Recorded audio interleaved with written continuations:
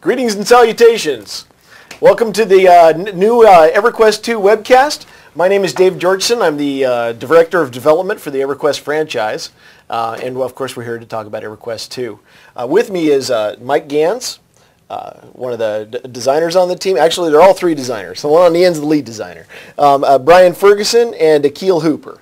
And they're here to talk to you specifically today about the updates that we're making in the near future, in the next couple of months will come out. But most importantly, all of these updates that we'll be talking about today will be hitting the test server next Tuesday. So if you're interested at all in the test server, and we really hope you are because it's great getting your feedback, then come and check it out next Tuesday, and all of this stuff we're talking about today will be there. So hello, everybody. Hey, how you Hello. doing? I guess we'll dive right into it because we've got a lot to talk about today. There's lots of details and also lots of stuff that's pretty darn cool. We are changing some stuff. Some of it's kind of nitty-gritty. We'll start with the more mechanical nature stuff and kind of explain like why we're doing it and what we're doing. Wanted to start specifically with the focus effect stuff that we're changing. I know that we have class foci, but we have a lot of new users in our midst also. Could one of you please tell us what is a class focus? Well, the class focus effects are, they've been historically on high-end raid gear, and then they eventually transitioned to being on most high-level gear. They are just simply passive effects that were on items that enhance an ability, like focus tenacity for the Inquisitor would make it from a single target buff to a group buff. And just little things like that. Some of them aren't as drastic, though. Sure, cool stuff that you get with time. Right. And then, so that was on your equipment. So what are we doing to them now? What's the difference? Well, we've moved them from your equipment to your character development window in the first page of where your ultimate advancements would be generally. Oh, so on that big page of stuff. Well, the big page of stuff is no longer a big page anymore. We've taken the traits with the health, the power, the mana, the regenerations, health and power regenerations, and then your resistances, along with primary attributes. All of that was just down this huge list. We've condensed them. Every time you purchase a focus effect, which you can start at level 9, and every 9 levels you can purchase a new one, you get all of those rolled in. So you get all of those traits, a little piece of what you would. And then at the high level, when you get all the way up to level 90 plus, you have all of it as if you had way more than you did right now on live. So this combines, correct me if I'm wrong, this combines all the class focus stuff that you had on your equipment with the racial trait stat bonus stuff, and then puts it into something that you can pick over time as you go through and advance your character. Right. It combines it with not the racial traits, but the everybody's traits, the character advancement traits in your character development. So what's still on that page then? Well, you'll see at the top, you'll see your selections for your racials.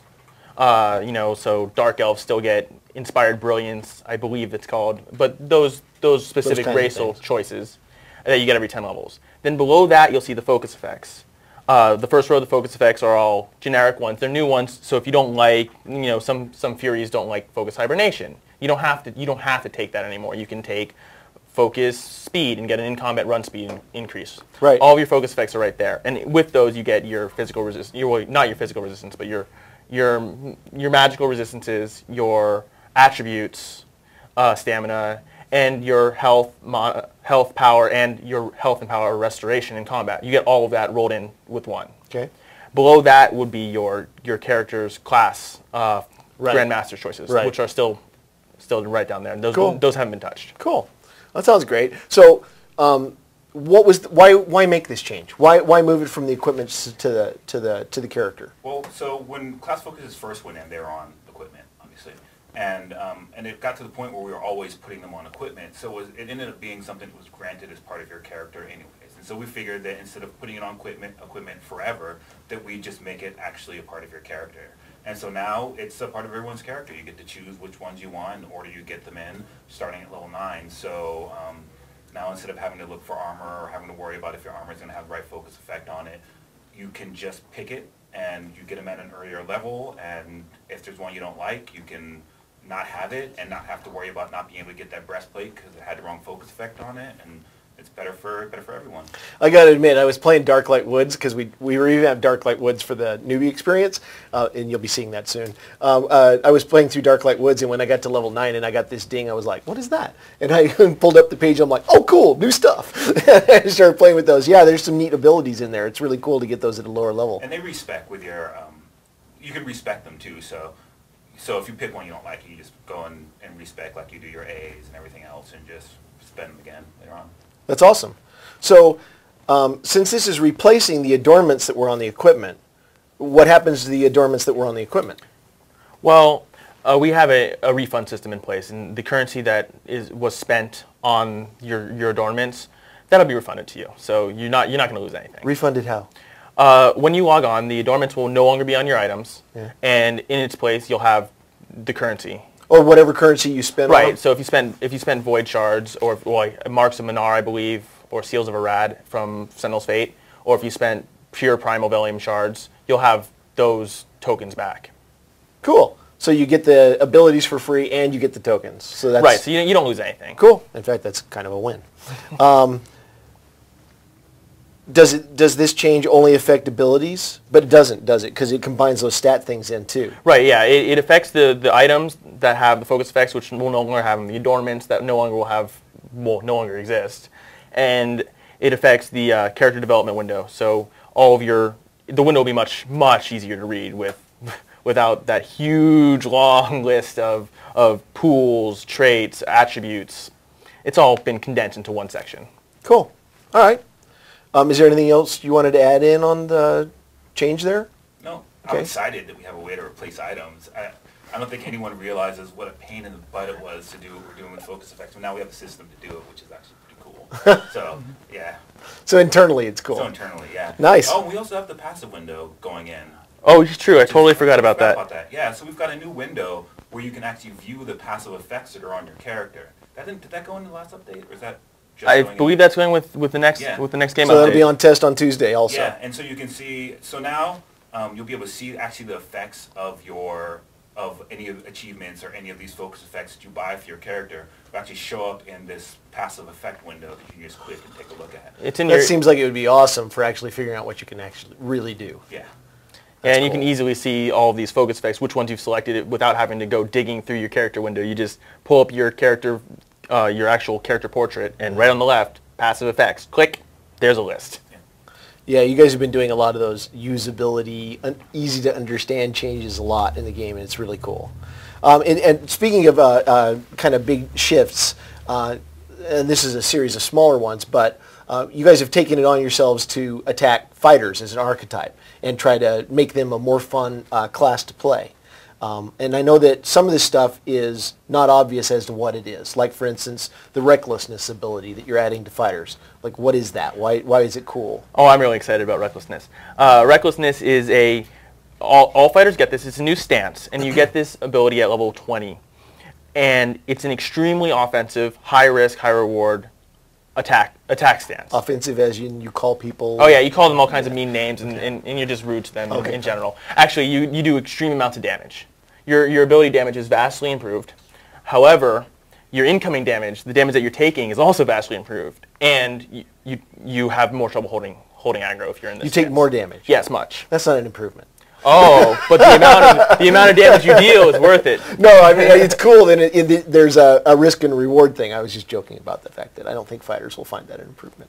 Oh, well, you never know. No, it's awesome. You've changed several things. So you have this recklessness stance so that you can take more risk to be able to do more damage and effectively do some DPS? Right, yeah. You can actually, if you're the third fighter in a raid, and there's nothing for you to get, as Akil would say, punched in the face by, you can actually start punching things in the face. That's awesome. And actually do some noticeable damage. So raiders should really like this.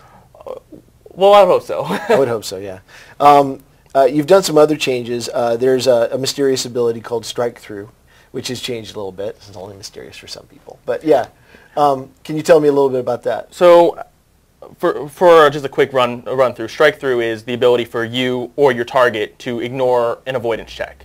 So if you're going to miss and you have strikethrough, and oh, I hit anyways. And that happens both ways. What we addressed was strikethrough immunity.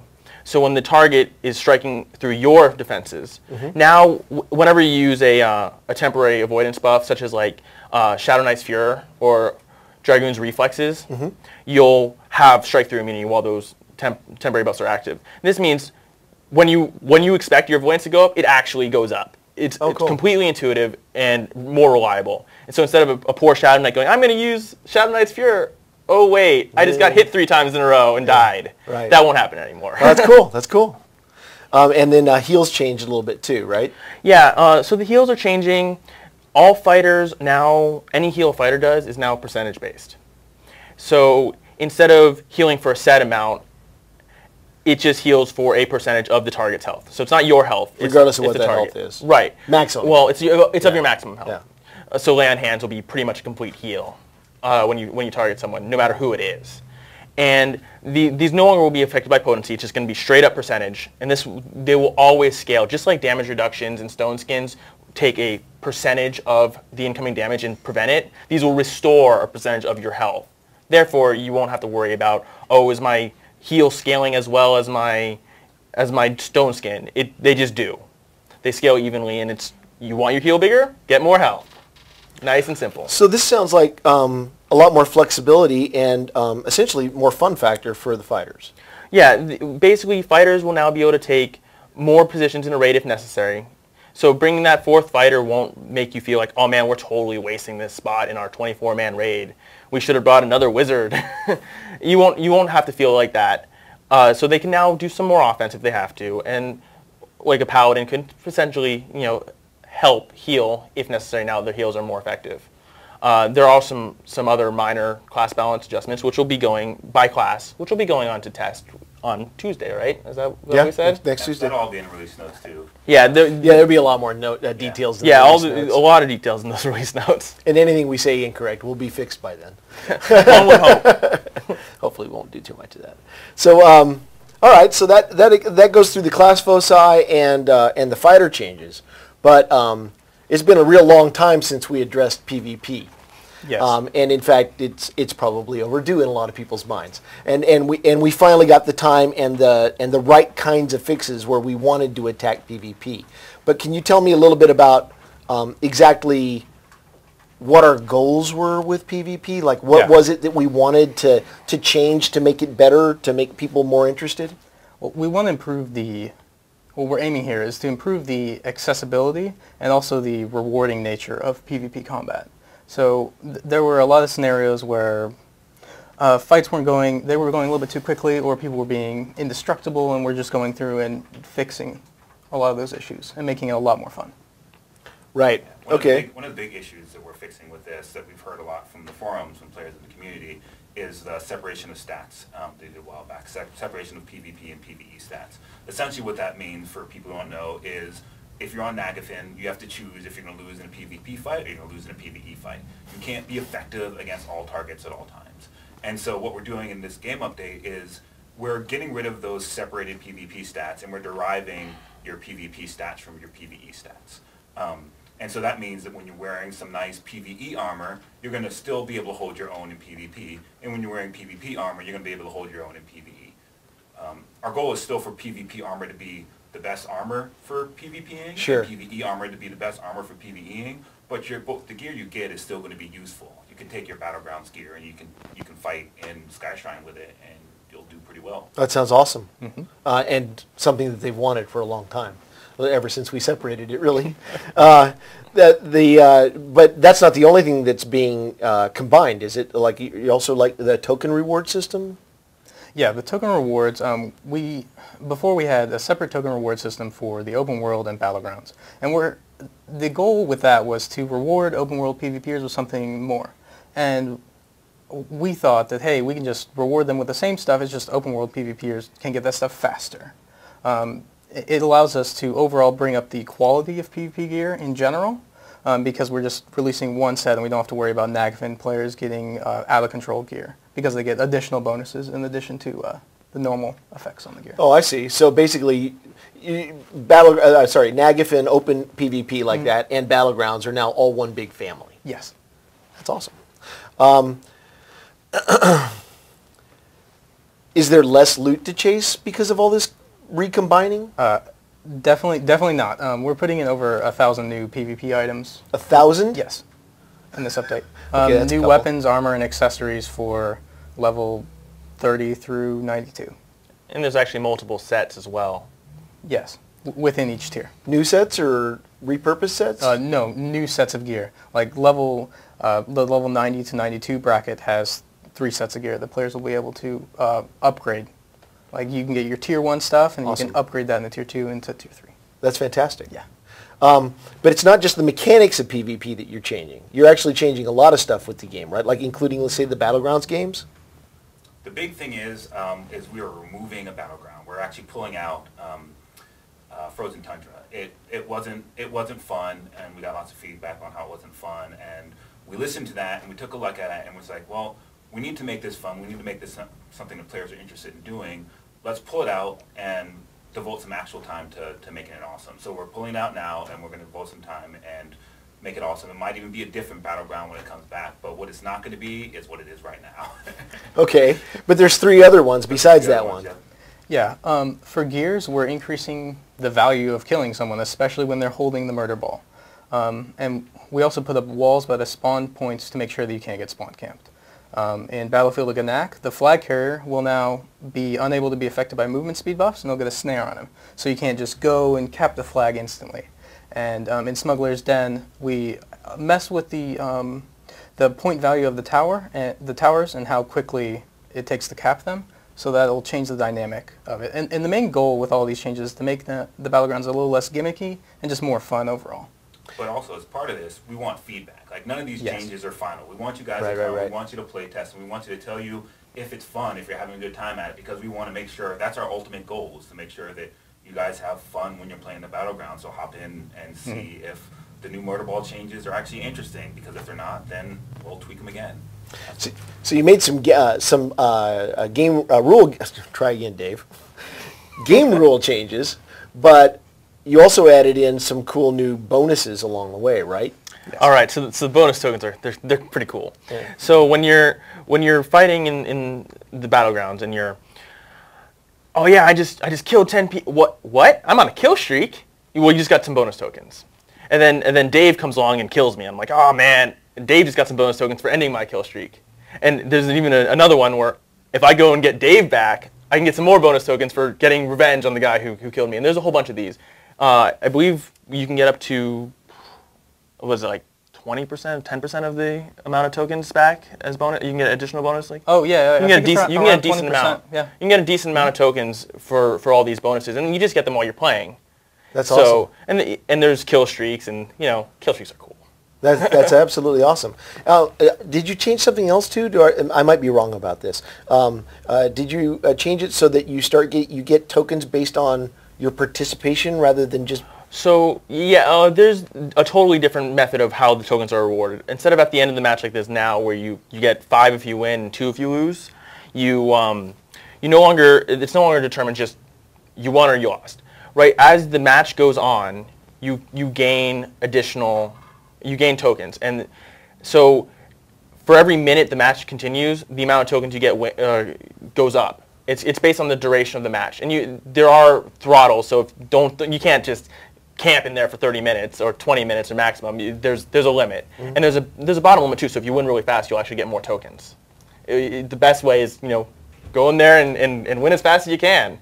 But if the match goes long, you don't feel like, oh man, I'm not getting as much as I. What does this change do for us? Like, why does it make the game better? Well, what it does is, so now players can say, I can queue up for any Battleground. I don't have to say, okay, which one am I going to get done with the fastest? Which one can I min-max and get the most bang for my buck? It's now, which one do I want to play?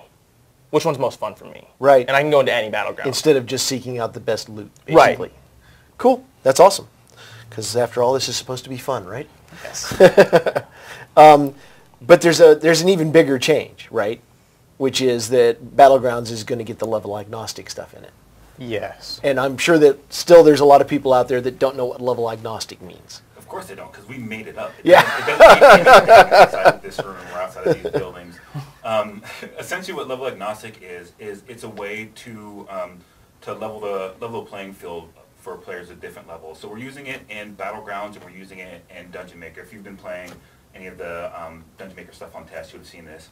And essentially what it does is behind the scenes, it calculates how much damage you would do to a mob that is your level, and a mob or a player that is your level, and then calculates that out to what you should do to a player or a mob that is the level of the mob you're fighting. So right now in Dungeon Maker, everything is level 92. If I go in there at level 30, it's going to say, how much of damage does this hit have done to a level 30 mob? Do that percentage of damage to this level 92 mob. And we're putting that in Battlegrounds as well. And the goal is not for, if you're level 85 or level 89, fighting level 30 is going to have a fighting chance. It's not going to be, you're not going to be exactly on even footing, but the level 30 should feel like they're going to have a fighting chance. And sorry, I'm chatting away here. That we're combining that some of the battles. I'm just imagining a mob of like 530s taking on a couple of 92s and having a good old time. Oh yeah. Right now we're planning on separating out the battlegrounds between 30 and 89. So so your level 30 won't fight a level 92 with all their prestige abilities and everything. I mean, the gear differential is pretty huge at that point, just from levels. And so the battlegrounds will just be agnostic from 30 to 89. And there's some other things that happen behind the screen, like we're going to level out hit points some, because it just, when we first play tested it, it looked weird because our parses were way off. I was playing a level 85 character, and I was fighting level 30 characters, and my parses were all so tiny. It's like, what's going on? And everyone else was on the top of the Battlegrounds charts because they're all fighting me, and they're getting big damage numbers because I'm higher level than them, even though the match was actually much more even than it appeared to be. So you're scaling all of that. So effectively the leaderboard gets scaled also. Yeah, that's essentially why we're doing it. So people's parses and the leaderboard makes sense. Oh yeah, and you changed the leaderboard some too, right?